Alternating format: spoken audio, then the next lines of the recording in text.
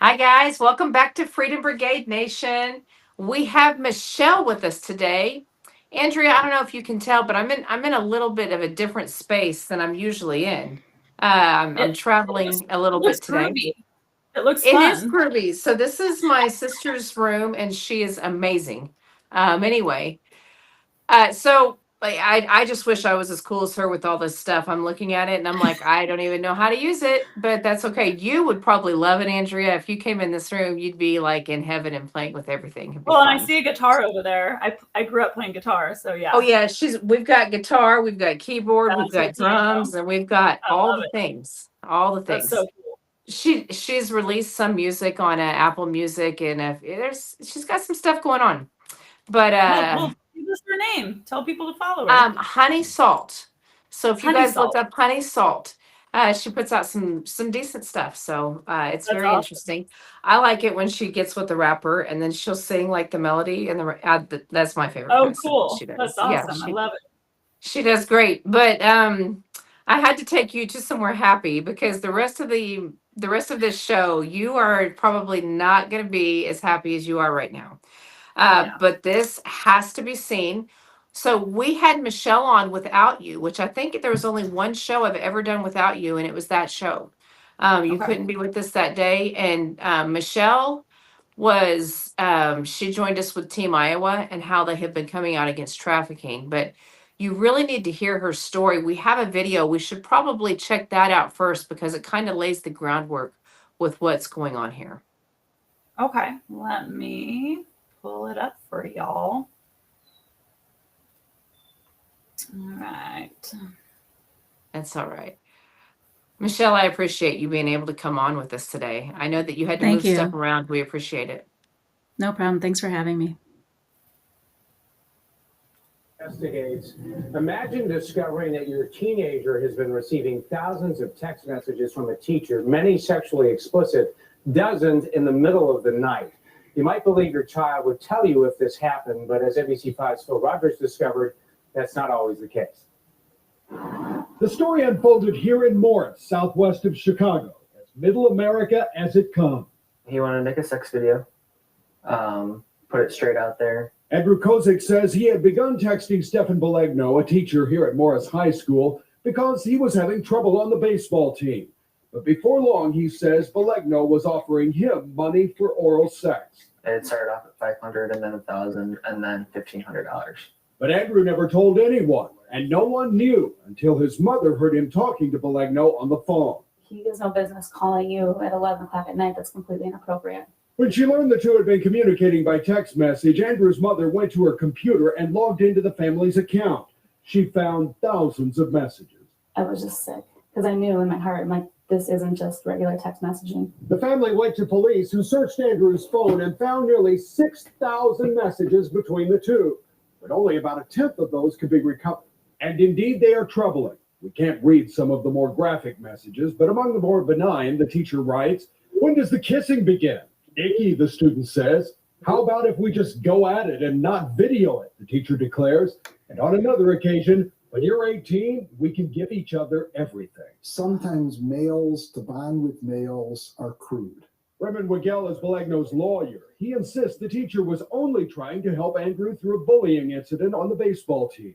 You say that these text messages do not indicate criminal activity. They certainly indicate stupidity for a teacher to be sending these messages. Absolutely. Wigel says he and his client concede bad judgment, but they point to the thousands of other texts no one read, as well as huge gaps in the transcripts. There's a stupid intent, but there was not an evil intent to have sex with this young man. I don't care what context you put it in. When you offer somebody money for sex, that's solicitation. So why didn't Andrew tell someone? Records show at one point he even told a DCFS investigator the teacher's messages had not crossed the line. Why'd you tell him? I didn't want to lose his job. I didn't want him to get in trouble. Belegno was found guilty of indecent solicitation of a minor and unlawful grooming. He is to be sentenced next month. I want him to have to register as a sex offender. The jail time would just be icing on the cake. Michelle Peterson says she and her son wanted to talk to us to stress the importance of reporting incidents like this. 18 of these texts were after midnight, 15 after 3 a.m. The Grundy County State's Attorney says he believes it's a cautionary tale about giving children digital technology this Christmas without firm guidelines on how it will be used. Okay, so the mother in me is all the way ticked off right now, ready to fight somebody. First of all, kudos to you for taking him to court and not choking him and having your own jail sentence. I'm sure that is something you wrestled with. Yeah. So I always said that had he touched my kid, I probably wouldn't be sitting here right now. Which is, that's the thing that people need to understand, that this all is about grooming, and people aren't even sure what grooming is, right? So grooming, you have normal grooming where you groom someone to be of good moral character. You groom your kids to be good people. You groom people to become a CEO. But then this is unlawful grooming, whereby somebody tries to gain the trust of another person, usually somebody in a position of authority or somebody older tries to gain the trust of somebody younger, to do something nefarious to them. And in this particular case, and in most cases with a lot of these teachers or with clergy or with whomever in a position of authority, they're trying to not only gain the trust of that person, but the family, the community. And that's exactly what happened in this case. So that video was actually in 2013, and it was after we had gone to trial. So what had happened was in 2010, in October, I had come back from a funeral late at night, and it was about 10:30 at night. My son was 16 at the time. And I went to go knock on his door to tell him good night. He was already asleep, so I closed the door and went about my business, getting ready for the next day and walking through the hallway, getting things ready for work. And then about a half hour later, I could hear him, and he was sounding pretty annoyed and upset. And he said, I don't know how often you want me to call you. You know that I'm busy. Even as a junior, he was taking a class at a junior college here. And he said, I'm taking 2 classes and I'm working. And then a little bit later, I hear him say, I'll just meet you in your classroom tomorrow to pick up those paintballs. And my heart just sunk. And I knocked on the door. I said, who are you talking to? And he told me. I said, why is he calling you at 11 o'clock at night? That's completely inappropriate. And I said, you need to hang up the phone. And so he did. And I said, why is he calling you? He's like, well, he was getting tired coming home from watching Sunday Night Football with some friends. And I'm like, again, why is he calling you? Plus, he was a baseball coach the previous year, and this was October. He has no business calling him. So, as the video said, I went straight down to my computer and looked up the phone number that he was just talking to and looked up the text messages. And I was able to see thousands of messages going back all the way till May of that year. So, in May, my son would have still been 15. And to give a little more context to this, I'm a physical therapist. So I was in this guy's house treating a family member in home health physical therapy at the time he started texting my son. I was also coaching softball at the same high school where he was coaching baseball.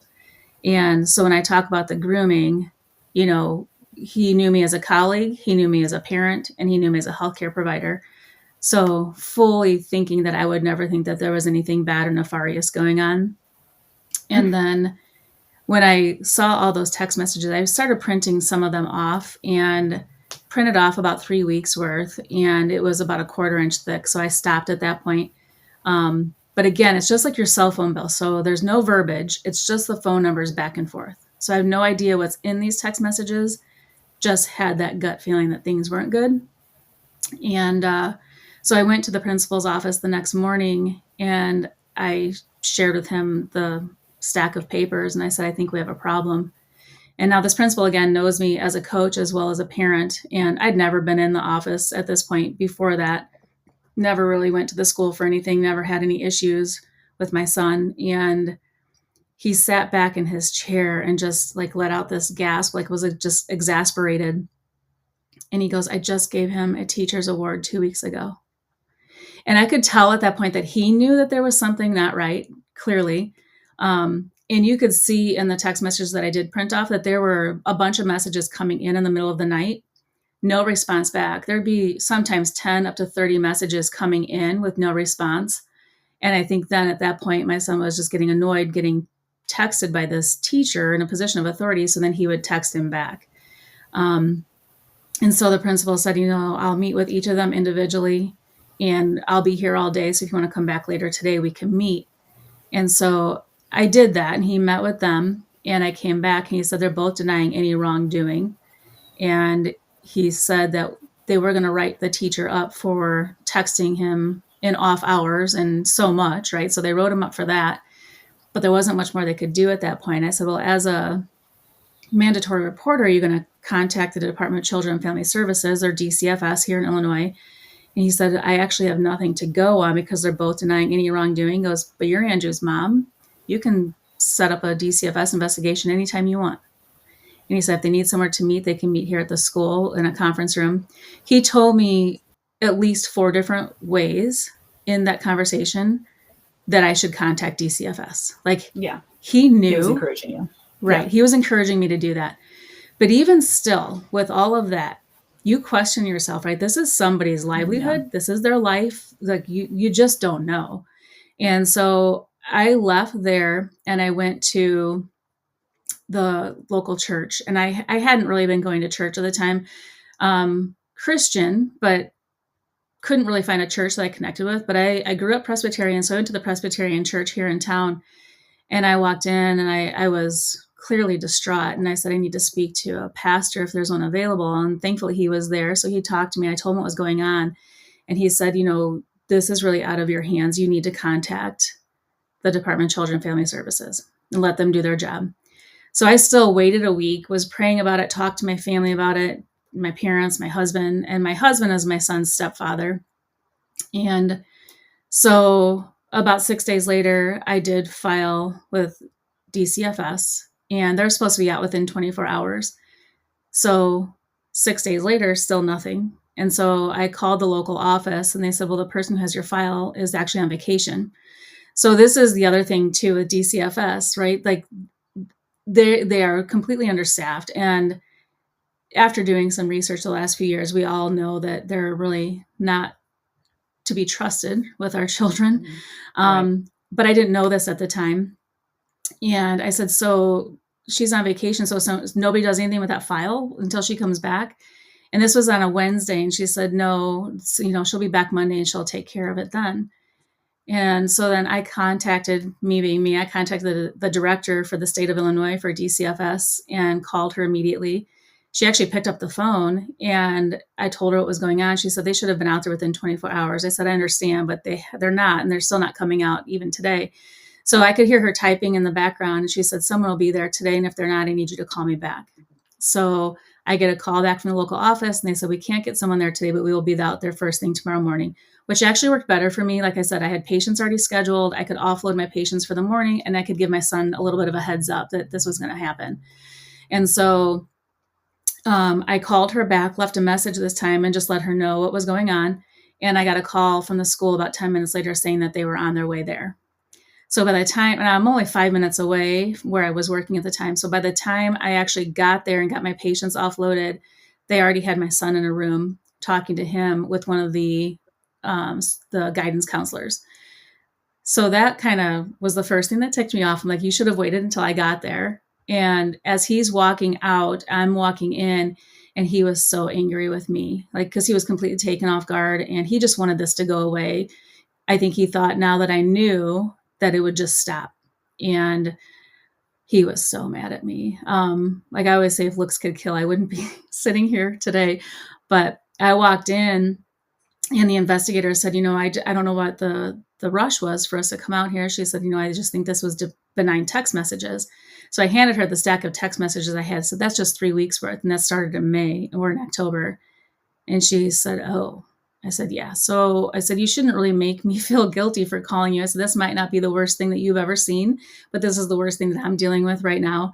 And it got to the point where she was kind of pushing back and trying to make me feel stupid for calling. And I was getting really angry and upset. And the counselor was telling me to calm down. And I just went off on her too. I said, you guys should have waited until I got here. And so that was kind of a hot mess from the beginning. And she started an investigation, but really didn't do much with it. So at this point, we still don't know what was in those text messages or what was going on. And I was doing what I thought was the right thing as a mom. I would check my son's phone intermittently. He was 15. I pay the phone bill. And I would take his phone at least 2 or 3 times a week and look at his text messages, look at his emails, look at the apps he had on there. And never saw one over 6,000 messages. Because I did that, he knew that I was checking his phone. He would delete them as soon as they came in. So I had to find somebody who could get those deleted text messages off the phone. And I had already gone and talked to a detective who was a family friend that worked at the police station here in town, and already sort of filed a police report. And so I started investigating, trying to find somebody to get these messages off the phone. So after about 2 or 3 weeks, I found somebody in another town nearby in Joliet, Illinois. And I live in Morris, Illinois, which is about 80 miles southwest of Chicago. And I went to the detective and told him I found this guy, and he was kind of kicking himself. He goes, he came and did an in-service for us about a year ago. He's like, I completely forgot about this guy. So he's like, for chain of custody, I have to give him the phone so he can take it to the detective in Will County. And so I let my son have his phone for the weekend. And then on Sunday evening, about 10 o'clock, I said, hey, I need your phone. I found somebody who can get those messages off the phone, and I need to take it to the detective tomorrow. And he looked at me and his face just went green. And I said, is there something you need to tell me? And he put his head down. He couldn't even look at me. He goes, I can't tell you. He said, I'll talk to the principal and the detective tomorrow.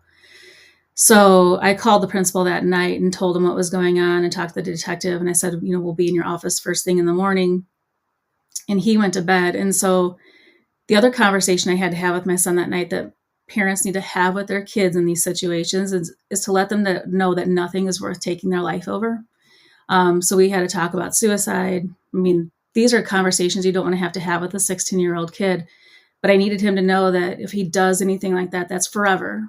And he would crush me if he did that. So I was like up watching visual over his room pretty much all night, making sure that he was okay and that he didn't do anything stupid. And went the next morning, and he met with them for about 3 hours. And the principal came out. He goes, you were spot on with what you were thinking. He said, we will be opening up our own DCFS investigation at this point. And he said that Andrew wants to talk to you and tell you himself. And we gave him some ways to do that, but I'll be here all day if you want to come back. And so we went home, and he told me about him wanting to make a sex video, and that he, had offered him paintballs and other things, to talk to him or whatever, but never really told me anything about the money. So I went back to the principal, and he said, so what did he tell you? And he goes, well, he didn't even tell you the worst part. And so that's when he told me about where he solicited him with the money, $500 and $1,000 and $1,500 for oral sex, and that he wanted to make a sex video. He'd refer to his body part as my little guy, ask, am I ever going to get to see the little guy? These sorts of things. And I was just beside myself. Like, I just couldn't even believe what I was hearing at that point. And so even with that, so they put the teacher on paid administrative leave, because you know how all of these unions work, right? So until he's found guilty, he's put on paid administrative leave. Yeah, so let's protect I went, that guy. Okay, I'm right, sorry. right. That's how it goes. Like, there have been so many here in Illinois in the last 6 weeks of these teachers that have, either been grooming or they have actually molested kids, and they're all on paid administrative leave because of the way that their contract is written by the union. So anyway, so I talked to the detective, and even at that point, they still hadn't indicted him for anything or charged him with anything. And it was really our state's attorney that wasn't doing anything. And our detective even asked for a subpoena for the teacher's cell phone, his computer. That got denied by our state's attorney. So we live in the county seat here in Grundy County in Morris, and the courthouse is right here. And most of the people, including the state's attorney at the time, attended Morris High School, and they denied the subpoena. So again, now knowing what I know now, I'm like, who are they protecting, right? And why were they protecting this guy? But so nothing happens at this point. They have his phone for at least 3 months and couldn't get the messages off the phone because Apple had done an upgrade, and the detective was having a hard time getting the messages off the phone. And Apple, just so you guys know, Apple, Verizon, none of them, they don't have to help these detectives without a subpoena. And even when they get a subpoena, they are not helpful at all. They don't want to help them in these situations because they're trying to protect their customers. And so they ended up taking the phone then down to the Illinois State Police. They had his phone then for about another 2 or 3 months. So now we're almost a full year after overhearing that first conversation, and nothing has happened to this guy other than him getting paid and sitting there being off work. And so I met with one of my friends who her husband was a Secret Service agent at the time. And she said, you need to meet our other friend who does, he's on a pedophile task force. So for people out there who don't know, the Secret Service, when they're not serving and protecting, they will help local jurisdictions with cases. And that's what this guy was doing. So I met with him, told him the story. And he said, Michelle, they just want you to go away. This is too much work for just one kid. I said, but it's my kid. And so he said, well, I'm going to give you 2 business cards. Keep one for yourself. Take one down to the state's attorney and tell them if they don't have the messages off the phone within the next 7 days, you're going to turn it over to the feds. He said, I'll have them off of there in 15 minutes. So I did that, went down there the next day and told them that, well, we had the messages back then in 3 days, which tells me they were probably sitting on them the whole time. So my husband and I go in to meet with 2 assistant state's attorneys in this huge conference room in the middle of the courthouse. And they have a stack of papers sitting in front of them. It's probably about an inch thick, inch and a half thick. And they said, we just don't think we have enough to go on. There's too many gaps in the transcripts. And I said, so are those the messages sitting there? Now, up until this point, I've been pretty compliant, pretty even keeled, kind of following their lead on things. And they both looked at each other and like they weren't going to give them up. I said, can I see them? And they were like, I said, well, here's the thing. I said, that's my property, and so is the phone. So if you're doing nothing with them, I'm taking both of those things with me today. So they let me read the text messages. And as I'm flipping through the pages, everything is in there that I told you. Sure, there's gaps in the transcripts, but where he offered him the money, wanted to make a sex video, referred to his body part as my little guy, and all sorts of other text messages in there that were completely inappropriate. That was all in there. None of that was missing. So I pushed the messages back very slowly and I slammed my hands on the table and I stood up. I'm like, you have got to be kidding me. And I looked at the older gentleman. I said, you have grandkids that are going to this school. And I said, I looked at the younger gentleman. I said, you have kids that will be going to this school. You guys are okay with this guy teaching your kids? And my husband was kicking me under the table, trying to get me to calm down. I looked at him. I said, you kicked me one more time, I'm kicking you out that door. Like I was just irate. For you. And that's where, like, you see these mama bear pictures, where you have the bear and the little cub bear crawling behind them. I'm like, that is not what you look like when you're fighting for your kids, which is why I came up with this. And it says, I was a mama bear before it was cool. Because that's what you look like when you're fighting for your children. Like, I don't ever remember yelling so loud or being so angry in my entire life. And I said, I want to meet with the actual state's attorney, because up until this point, it had just been the assistants. And they said, well, he's busy. I said, of course he is. So I left, called back at 8:01 the next morning, asked to meet with him. And they said that he was busy all day. I said, that's fine. If I can't meet with him today, I'm going to come in and pick everything up. And I'm going to take it to the Illinois state's attorney's office, because she was doing some stuff at the time with trafficking. And I got a call back from him himself about 15 minutes later and said he could meet with me that afternoon. And so I printed off an article where he'd been appointed to that position because the state's attorney that was elected into that position moved into a judge position. So he was appointed, and I printed off an article where it said that he came back to Grundy County to protect the children and families of Grundy County. So I went in and met with him, and he said, I'm not really familiar with what's going on with your case. And I said, you went to this high school. We're in the county seat. And I said, I understand that that's kind of the MO for you. Like, you don't really know what's going on. And I said, and you're afraid to do anything or go against anybody or charge anybody with anything. And I set the article down. I said, how about we start doing this? You said you came back here to protect the children and families. Let's start doing that. And I said, I understand that you have at least 4 or 5 subpoenas that have been put out there by the police and with other abuse cases, and you've not given them those subpoenas. And so the next day, the detective got a hold of me because he knew I was meeting with him. He said, what did you say to him? So I told him. He goes, we just got 4 subpoenas we've been waiting on for at least 6 months. And, at that point, I'm like, well, I'm glad I could help you with your cases, but I'm still no further with mine. And we just had like this bad relationship then going forward. And we were kind of nose to nose at one point. And I couldn't believe that he wasn't going to do anything about this. Didn't charge him with anything, didn't subpoena his phone, didn't subpoena his computer, none of that. And so I left there and just beside myself, and it was just like a crazy time in our family too, because you're trying to muddle through the day and get through the day, and you have all this still going on in the background, and trying to like figure out what the next step is. So I left there and months go by, nothing is happening. And then I get a phone call from the principal again.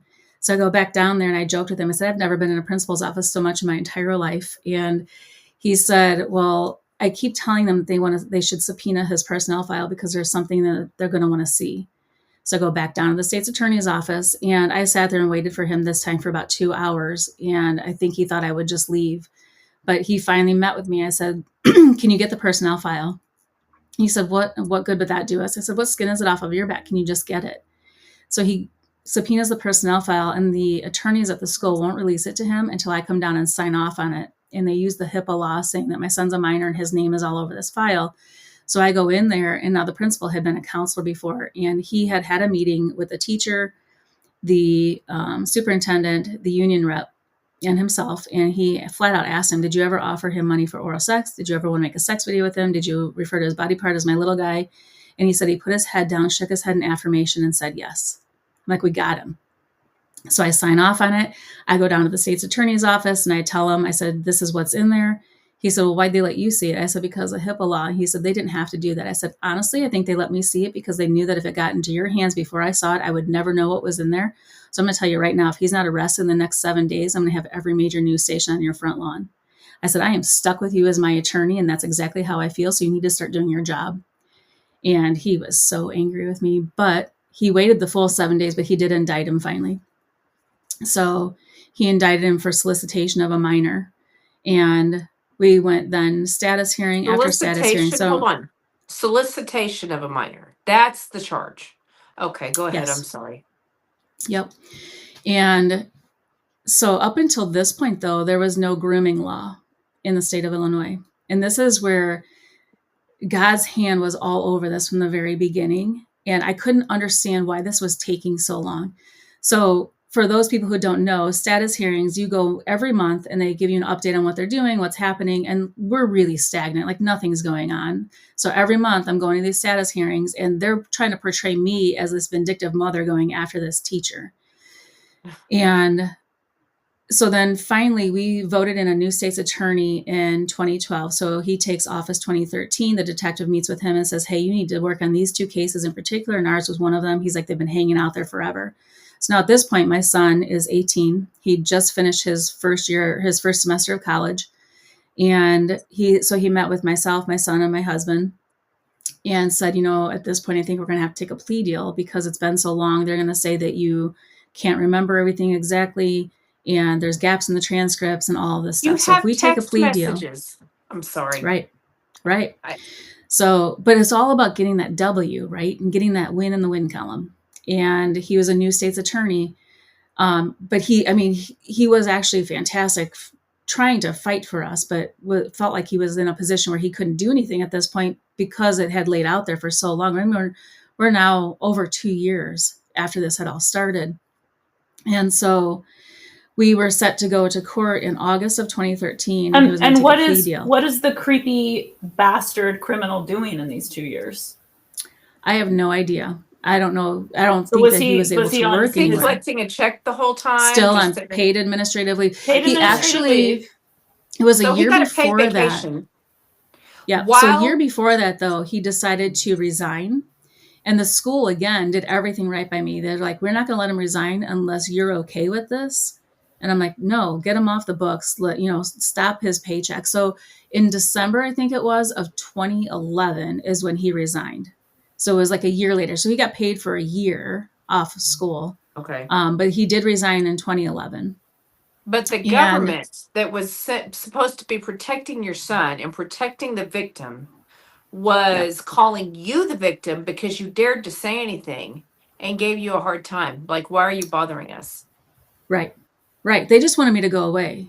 And they actually said in that meeting, like, well, if there's just another kid, I said, because one's not enough.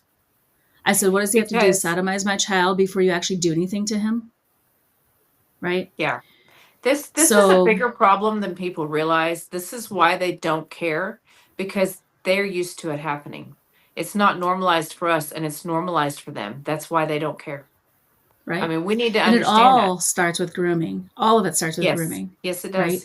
Right? Even these kids that come across the border, it starts with grooming in home country. They groom those families. Hey, we'll give you $100. We'll give you $500. We'll take your kids across the border. We'll get them set up in America with good jobs. We'll get them money, right? And that's not exactly what happens. They come across the border and they end up trafficking these kids all along the way. And then once they get here, I mean, we've lost 500,000 children over the border, right? So all of it starts with grooming. And so we go to court, and now when he takes a plea deal, he'll be able to teach still. He won't be on the sex offender registry, none of it. So he'll get pretty much his hands slapped and have to pay a fine. So we go to court, and by the grace of God, he decides he wants to take it to trial. Everybody was floored. But again, this is, like I said, God's hand was all over this. That judge that was on the case at the time, this should not be a partisan issue at all. This should be bipartisan because we all have children. It should be nonpartisan, right? And so the judge was the only Republican judge that we had in the county at the time. He lit this guy up, lit up his attorney. He said, you have dragged this family through the mud for 2.5 years. I mean, he was saying things that I've been wanting to say for 2.5 years. And when you're in a courtroom, you can't really show expression. You can't say anything. But it was like the clouds had opened up, and it was like, we just want to say hallelujah. Finally, something's happening. And his attorney said, because they were going to go to court in October, and he said, this young man's been home from school all summer. We could have gone to court this summer. Now we have to wait till October and bring him back home from school, interrupt his school year, because he was going to school in New Jersey. And so we end up meeting them with the state's attorney and his first assist a couple days later. And his first assist is brilliant. And he walks in, he's completely disheveled, right? His hair is all over the place. He rides a motorcycle to work, and I'm like, oh, good God, like, what is happening? So I'm like, sorry, Lord, I will never judge another book by its cover, because he starts speaking, and he is so smart. And he said, look, there was a new law that just came into play. It was signed into law in 2012, became effective just last month, July of 2013, and it's a grooming law. He said everything that's in that law is what he did to you, your family, and this community. And he said, but there's no precedent set yet, so it's going to be difficult to get. And they actually, the defense put me down as a witness just to keep me out of the courthouse and out of the courtroom. And so I was like, why is the judge allowing that to happen? He knows they're never going to call me as a witness. I would just ruin their case.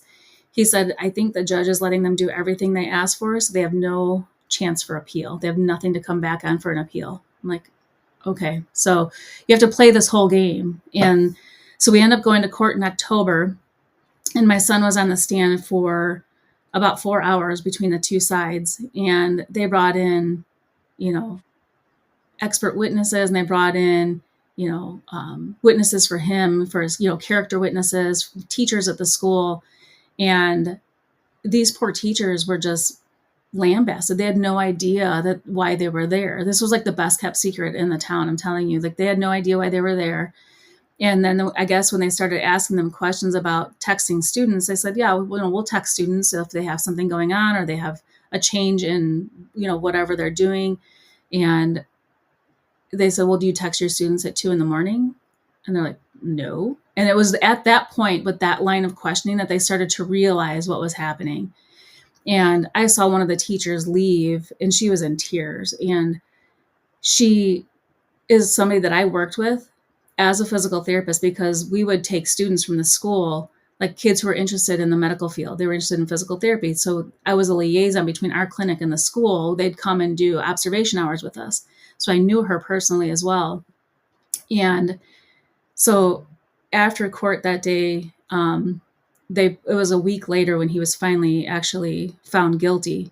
And after he was found guilty, I went down to the school and I said, listen, you need to get a hold of this teacher and let her know that there are no hard feelings. I would talk to the principal, and he said, well, actually, she and the other teacher stopped in here to let me know that they would have never testified had they known what this was about. And I talked to her later, and she was just in tears the whole time. I said, listen, I said, they had to do what they had to do. That was their job. I said, this is nothing on you. And, she was just beside herself. So this guy has no idea what he's done to the community and to the people that he worked with and to my son, and so he was found guilty. So he had to pay a $2,700 fine, register as a sex offender for only 10 years. So as of last May, he's no longer on the sex offender registry. And he can no longer teach again. That was my main goal. So he can never teach again. So and he did 30 days in jail. That was it. So it was a 180-day sentence, which he had to serve half of that initially. The other half wouldn't have to be served unless he violated probation. Actually, it was a 120-day sentence. He wouldn't have to serve the other half unless he violated probation. But then you get day for day good behavior. So he really only had to serve 30 days in jail. So that was his sentencing. So in the criminal justice books, when we're learning, and Andrea, you remember this from college as well, there is not one case from pedophilia that gets rehabilitated. People can get rehabilitated from being, they're murderers, they're even rapists, they're, you go into all the things, people that get into stealing. There is not one documented case of anyone being rehabilitated from a pedophile. That is a point of, it is a spiritual point of no return. When you go there, you are not coming back. And so child predators always are predators to multiple children. Yes, so to this have is not a one-off time limit event. Yeah.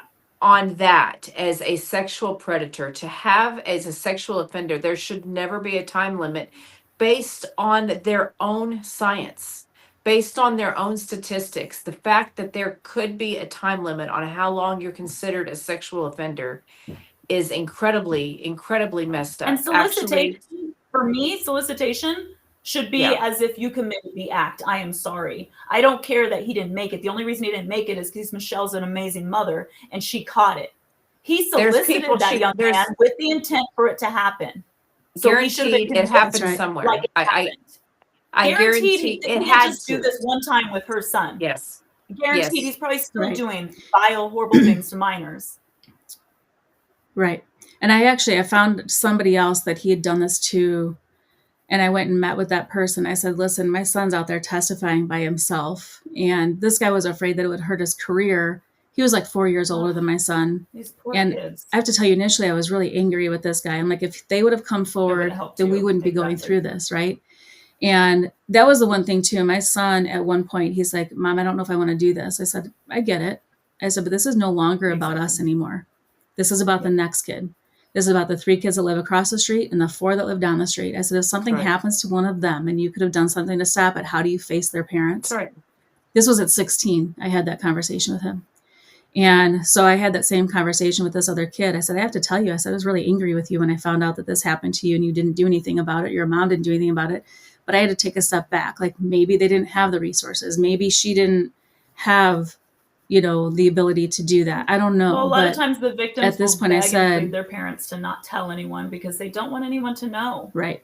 And it just breaks my heart when you think about it. The broken system you just explained to us is why those victims feel that way. Because going forward does not protect them or their family.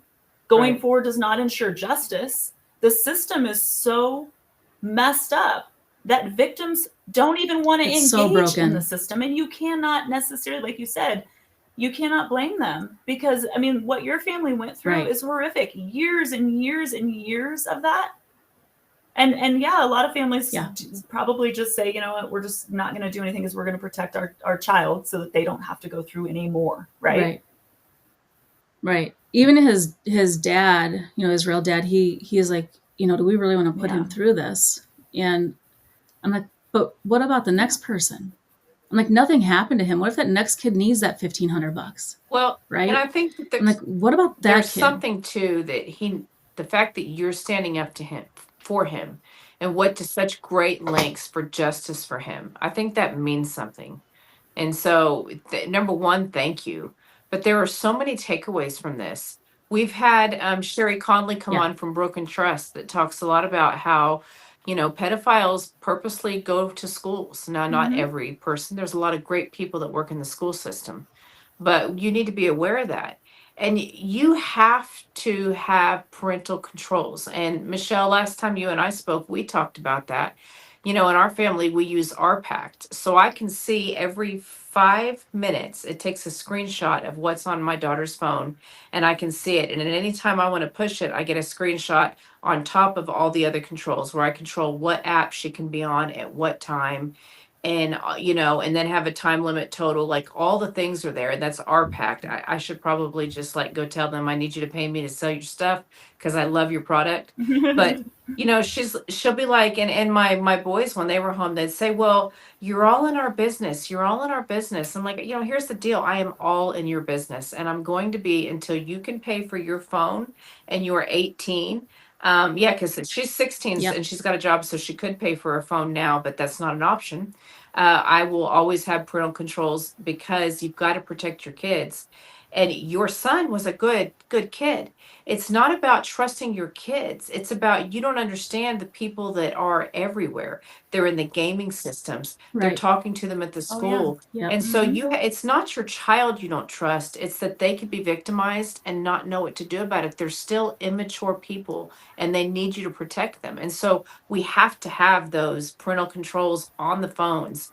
And all day long, I'm up in your business all day long. Well, and we just discussed Yeah. that on the Tom Renz show today because we had a doctor on who was talking about the grooming and the transgender surgeries and all those horrible things going on with the kids. And she's just flat out said she doesn't think any kid should engage in social media at all. That is where this evil, this sexualization, and this encouragement of that's okay, it's not a big deal, right? It's not a big deal for an adult to say Right. you're pretty and want to hang out with you. It's not a big deal for an adult to text you in the middle of the night. So they get this, it's like it's a broken down, we've talked about the sexualization, but that's where they created this culture that being trans is cool. Sexualizations of kids is cool. So again, why is it, it's not that complicated.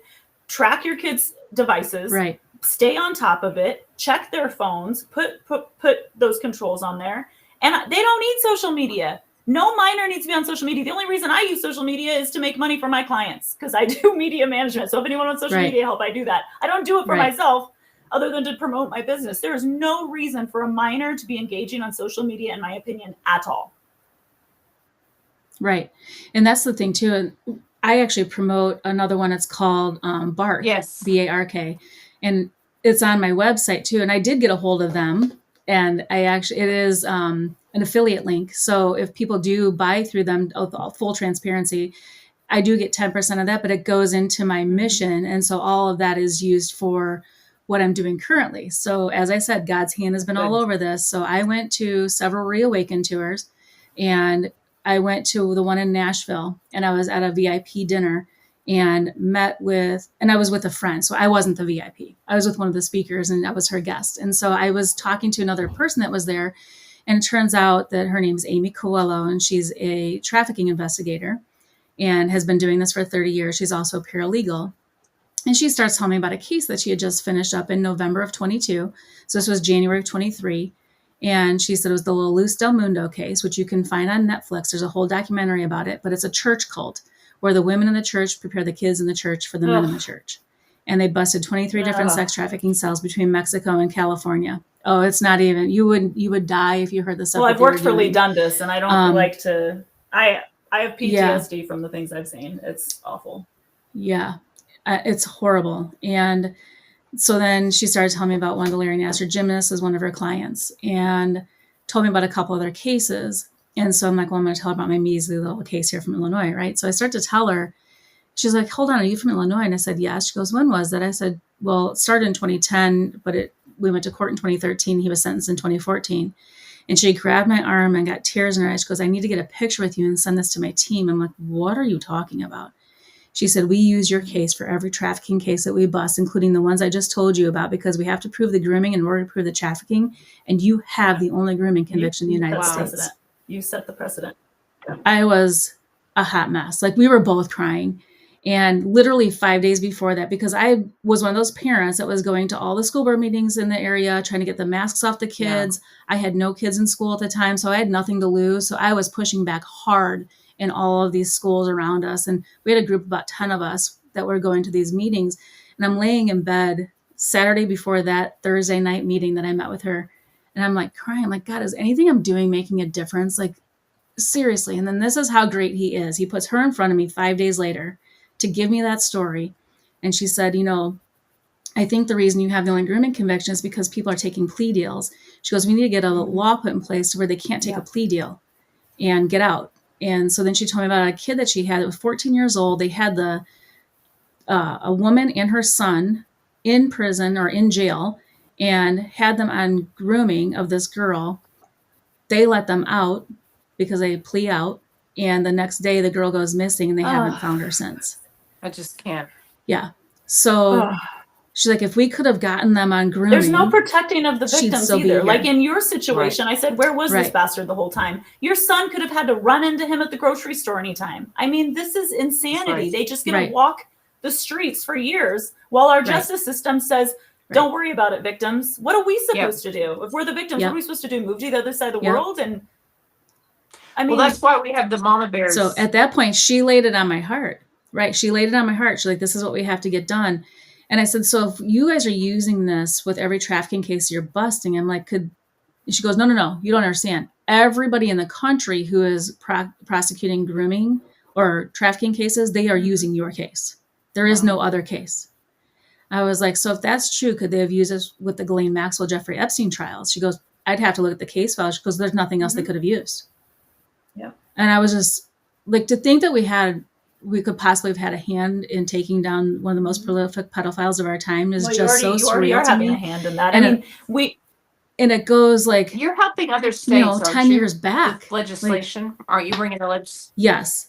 So that's what happened then. So what we found out, I talked to General Flynn at the Reawaken, told him what was going on because I'd become acquainted with him from going to the Reawakens through other people.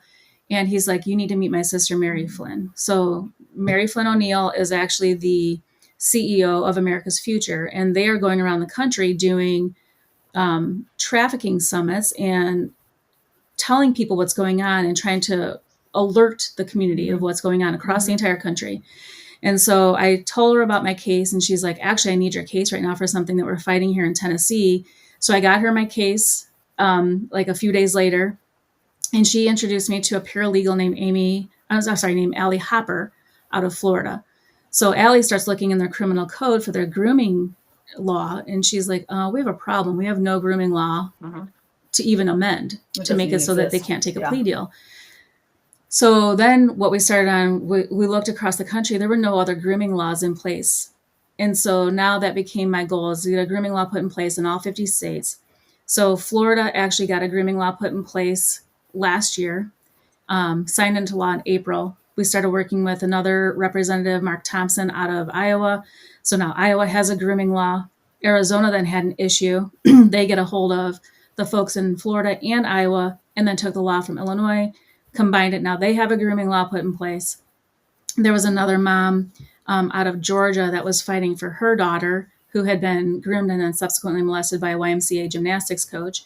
She'd been trying to get a grooming law put in place for 3 years, finally got that done last year as well. And so now there's a grooming law in Florida, Iowa, Arizona, and Georgia. And then this year I was working with Montana. So my cousin who lives in Montana has a 13-year-old. She saw one of my podcasts and she had no idea that this was happening at the time in our family, but she'd watched the podcast and she bought her daughter a Bark phone and got an alert that she was being messaged through Snapchat on the Bark phone. And the nice thing about Bark is you can set parameters on there so they can text or call just certain people. You can allow privileges for certain apps. It has an all-time GPS, so it can never be turned off. It's always running in the background. And she got an alert, so she takes her phone and this 14-year-old kid that is talking to her, right? And so the stuff she's sending me, I'm like, this is not a 14-year-old kid. I'm like, you need to take that down to your local police station. So the police tell her, essentially she just needs to be a better parent. So I'm like, well, okay, take it to your sheriff. So takes it to the sheriff, gets the same thing. I said, take it to your local FBI. And the guy there had been trained by ICAC, Internet Crimes Against Children. So he's like, oh yeah. So he starts looking into that. And so I told her, and they'd just gotten out of school. I said, does she have a Chromebook at school? She said, yeah. I said, can you go down there to the school and get it? Tell them what's going on before they wipe it, because they wipe it clean every year, for the next kid the following year. And sure enough, he'd been messaging her on her Chromebook as well. So they were able to locate that this guy and his son were in a different state, grooming her 13-year-old. So I told her, I said, now you need to get a rep or a senator in your state to sponsor this grooming bill and send them to my website. And I said, we have all the laws are on there. our conviction is on there. And I said, we actually have a skeleton bill on there that you can go look at. And so they can pull that up and they can use all of that to create their own bill. And turns out that her boyfriend, his cousin is a state rep for Montana who had just had a baby. I said, get a hold of her. So she got a hold of her and she was just ticked. And the nice thing is she was a Democrat. She was not on the committee that would handle this. So she turned it over across the aisle to a Republican on the committee who then took it and they started running the bill this year. It actually became law about a month ago. And is this needs to be model legislation for the entire country, because they put in there that if somebody 18 years of age or older grooms somebody who is 12 years age or younger, 100 years in prison, no chance of parole for the first 25. If they get out at 25, it's a lifelong satellite surveillance. And it's the same thing if it's somebody who's 16 years of age or younger that's being groomed by 18 years of age or older. But it could be 4 years to 100 years, just depending on what was in the text message or what the grooming entailed. So that there needs to be model legislation. And I'm working with my current state rep, Jed Davis, and with our state senator, Sue Resin, and they put through a bill in the Senate and in the House to amend our current grooming law to make it so that somebody who is charged with grooming and or trafficking cannot take a plea deal. It would amend the current sex offender registry as well, because when that registry was written back in the 70s, these privately owned businesses didn't exist. So it would include places that are privately owned that cater all or in part to children, that they can't work there, they can't frequent those places. So that would include places like Dave & Buster's, Chuck E. Cheese, Six Flags. It would include like Universal and Disney down in Florida, all of those places that cater to children. Now it would also include movie theaters, libraries. These are literal playgrounds for these people. Chuck E. Cheese, so they wouldn't be able to go to those places. And then it also would make it so it'd be a lifelong sex offender registry for anybody convicted of grooming. So that's what we're trying to go for. So it's been in a bill for the last 2 years, never got called for vote because of our state. And the problem is here in our state, we have J.B. Pritzker as our governor. And J.B. Pritzker's cousin, Tom Pritzker, is in Jeffrey Epstein's Black Book on page 45, and there are 13 different phone numbers. So when you have people that are part of the World Economic Forum, the entire Pritzker family is part of the World Economic Forum. His cousin, James Pritzker, who now goes by Jennifer Pritzker, is a transgender. They've given the most money to Lurie's Children's Hospital here in Illinois for transgender reassignment surgeries. So these folks don't want this bill called.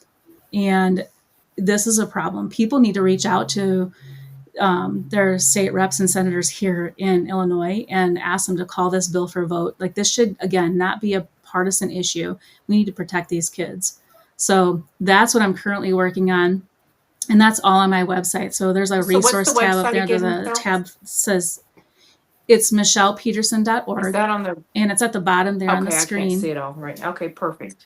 Yep, that's okay. Yep. And there's tabs at the top. There's one that says Andrew's Law, because if we ever do get this amended, it'll be called Andrew's Law after my son. And which I don't even care if they name it that. That was Amy's idea. She's like, you have fought so hard for this. We need to give your son some homage for coming forward and doing this. And but anyway, under that tab, it has, like I said, our conviction. It has all the laws that are currently in place. It has a skeleton bill for the amendment for the law. So it's all there for people to take. And if anybody has a rep or senator out there that is willing to sponsor this bill, they can get a hold of me through the contact page on my website, and I will get back to them and we will come help. I've gone to Wisconsin and trying to help them. They are starting to put a grooming bill through. Indiana, I've been working with a senator out of Indiana.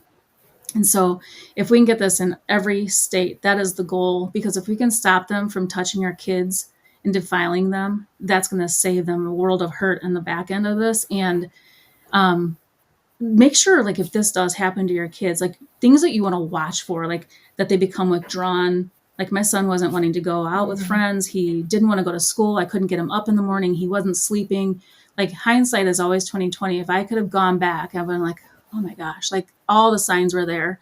And he was having like a resting heart rate of 120. He was going to the nurse's station telling her that he felt like he was going to faint. Because he was having And panic me, attacks. I'm like, just send him back to class. Yeah. He's fine. Right. But I'm like, he's fine. Send him back to class. Right. So one day she called me after he'd done this about 4 or 5 times. She goes, I've had him laying down for a half hour. His resting heart rate is 120.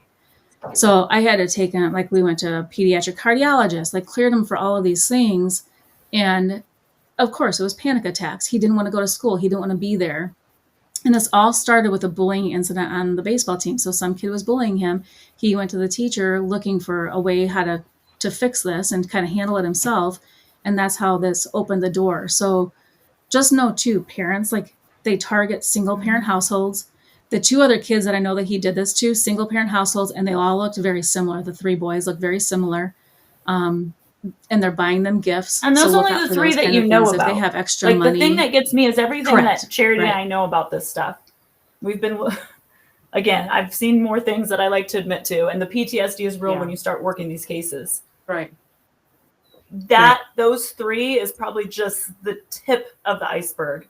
These people do this for life, Right. and they don't ever stop. And you're absolutely right. That's right. The times that I've seen things here in my local community, it's the water park, it's the bowling alley. Don't let your kids, especially young ones, go to the bathroom by themselves in crowded arcades and things like that. I live in Nevada, so we've got casinos. Every casino has an arcade and a fun place, right? Do not ever drop your kids off at an arcade for hours Right. at a time while you go gamble or while you go to dinner. There are creeps that sit and hang out in those bathrooms. And I'm telling you, what's sad is when we catch them doing it to one kid, you can bet your ass that there's probably been dozens, if not hundreds of other You kids did that not they've catch the already first done one. it to. You did not catch the first one. That's right. It is disgusting. That's right. And that's what I said. But the stuff that he was texting my son, there's no way he No. was the first. No. But people just need to get involved, and they need to step up, and they need to protect their kids. Amy gave me a statistic that 79% of the kids whose parents fight for them, they will become productive members of society. So while my husband or my ex-husband at the time didn't want us to do this and want us to just drop it, I know why. Yeah, like he of just course, wanted to protect my kid. But then you're telling him that he's not worth Right. fighting for, right? He is totally worth fighting for, and he's worth fighting for not just now, but for the future him and the person that God wanted him to be. Right. So that's who we were fighting for, and he's going to eventually come into, he's going to be 31 next week. And, he's just now getting to the point where he can really start to talk about it and do things about it. And he never touched my kid. And I had him in counseling from the very beginning. And unfortunately, my son is very smart. So he was telling the counselor everything he wanted to hear so he would discharge him, so just know your kids and know where they're at and just do the best you can for them and just fight for them every step along the way. And I don't know if you guys are familiar with the Netflix show Cheer. Are you familiar with that show? It was a cheer team out of Texas, and it was like a documentary. And there was a kid that was on the cheer team. He was like a fan favorite, and he actually ended up grooming and then molesting 2 brothers here at a competition in Naperville, Illinois. And somebody told my son, hey, you need to watch this episode. And I had no idea, but this was in 22. My son ended up finding their attorney and writing a letter to the boys and asked her to get them that letter. It was the first time that I had a glimpse of how he felt about any of this. Do you mind if I read a portion of this letter that he wrote? So he wrote this to the 2 boys, and it says, as I sat down to write this letter, it felt like I was writing it to myself in the past. And how does anyone even do that? He gave him his name. He said, I wanted to write you this because of the horrible, unfortunate, and most incredible situation you find yourselves in today. I was in your shoes 12 years ago when I was 15. A baseball coach and teacher of mine did the exact same thing your abuser did to you. He asked me for pictures, wanted to pay me to do things with him, and made me feel so confused and sad and angry and scared. I came forward to face my abuser and testified against him during trial. It was the hardest thing I have ever done. I applaud you too, and I'm so proud of you for your decision to come forward. You have no clue the number of other boys and girls you have already saved by your decision to come forward, not only with this particular offender, but in the sports community as a whole. You have sparked a change that will catch other offenders in the future before they have a chance to harm those who are not able to fight for themselves or who do not have the support of your family. My reason for writing this is that I want to offer encouragement and knowledge of what lays ahead. I do not want to sugarcoat it. It will be tough. It will be the toughest thing you ever do in your lives, and I say that as someone who ended up becoming a United States Marine. Boot camp was not nearly as tough as the decision to come forward and face the fear as you already have, and you will continue to do. That being said, I do not want to discourage you from continuing this battle because it will be the most gratifying thing you will ever do in your lives as well. You will not see that now, but you will realize this as you get older. Lean on your mom for strength and encouragement, and just know that she always has the best interest at heart, no matter what you may think. While the abuse happened to you, the abuse happens to everyone that surrounds you as well. No matter how far your friends and family are, they will always support you in this decision because it is the most selfless thing you could possibly ever do for people you have never met. My mom always said that God put this situation in our laps because he knew that we would take care of it, just as he put it in your lives as well. He knew that you would have the strength to come forward and stop this pedophile from doing this to anyone else. From what I saw in your interview on Netflix, you boys have the strength and resolve to get through this, and just know that you have so many people on your side, knowing that you will prevail. I am also writing this to tell you this, that you are not alone. There are unfortunately many of us out there that have been in your place, and you have all of our strength, pride, and gratitude for doing the right thing and helping to put an end to this cycle. Oh, man, what a Thank beautiful you son. both for everything that you've You done. must be so You proud of guys- him. Yeah. So the brigades, he's wise. He is so Oh. wise. Brigades, get Yeah. on this website, get this legislation, and let's stop this in our communities. Let there be justice for the kids being groomed. And And you're not alone. put- Reach out you're to not Michelle. Reach out to Freedom put Brigades. controls on your kids' phone. Let them Mhm. call you whatever they want. Yes. Put controls on your kids' phones. Pay attention. Michelle, thank you for everything you're doing, standing up. We will definitely bring you back on the Thank you. show. Yes. I want to give a thank you to Tom Renz and to America Happens for putting us out there. Guys, go check out our affiliates.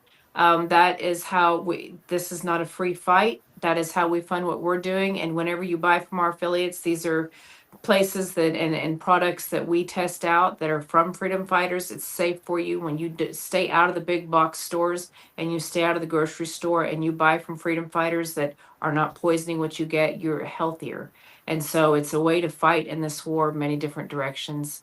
Go to Michelle's website, put bark on your kids' phones. Yes. We will see you next week. Thank you. God bless. Thank you.